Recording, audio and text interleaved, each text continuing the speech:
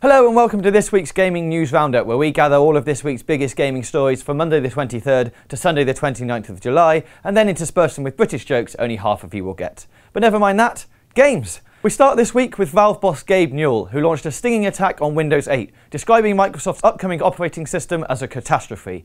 Newell's concern is that Windows 8 could become a closed platform, making the Windows Store the only option for downloading software, much like a certain fruit-based competitor. Our main concern is that using Windows 8 is less enjoyable than navigating the Xbox dashboard with your tongue. Which is interesting because Newell also revealed this week that Valve have experimented with a tongue-based controller. That bit's not even a joke.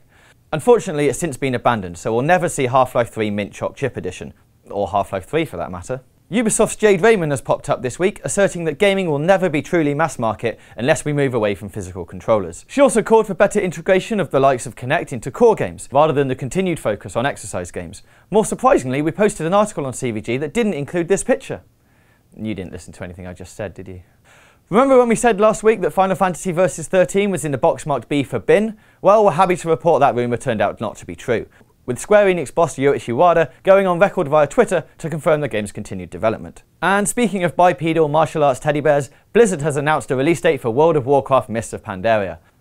The cuddly update will be available for Mac and PC on the 25th of September, available in stores and digitally for $29.99. And for an extra tenner you can bag the Deluxe Digital Edition, which includes in-game bonuses like a new flying mount and a pet for World of Warcraft, plus additional goodies for StarCraft 2 and Diablo 3. And if you're feeling extra flush, the Collector's Edition will cost $59.99.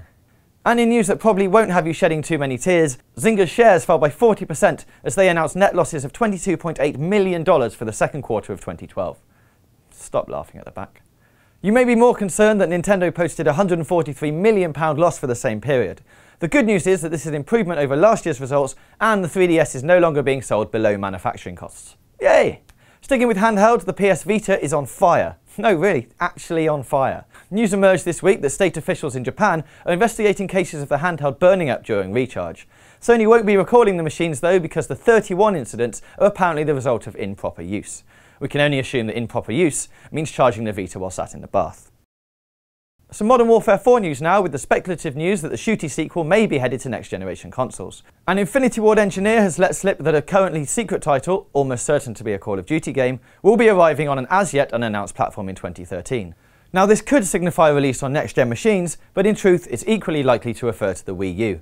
And that's just as exciting, right? If you're curious, be sure to watch our hardware comparison video here, or hit the link in the description for a breakdown of the latest deals available. Yeah, that was a plug, we're not proud. Speaking of plugging, click here to see our continuing adventures of Olaf, but we'll warn you now, it's darker than a bin bag of tears. You can also click here to see footage from the recently released Ps demo, and here for a developer interview with the team behind FIFA 13.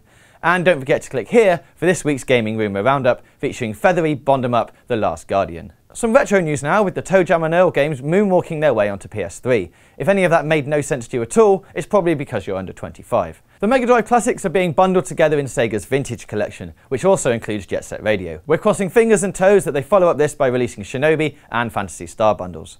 Bringing things more up to date, online listings have revealed that Microsoft's sleek new Surface tablet may cost as much as £650. Swedish retailer Webhallen is taking pre-orders for the 32GB model, and it weighs in at £170 more than the iPad equivalent. Two things to bear in mind here. One, this could just be a placeholder, and two, we've never heard of Webhallen before today. And finally, in our Who Really Cares news, Capcom have released a classy looking limited edition Street Fighter chess set. Only 5,000 have been made, and it will set you back a whopping $300. Assuming that Capcom doesn't release additional DLC costumes for each of the 32 pieces. That's all we've got for you this week, but don't forget to comment, rate and subscribe.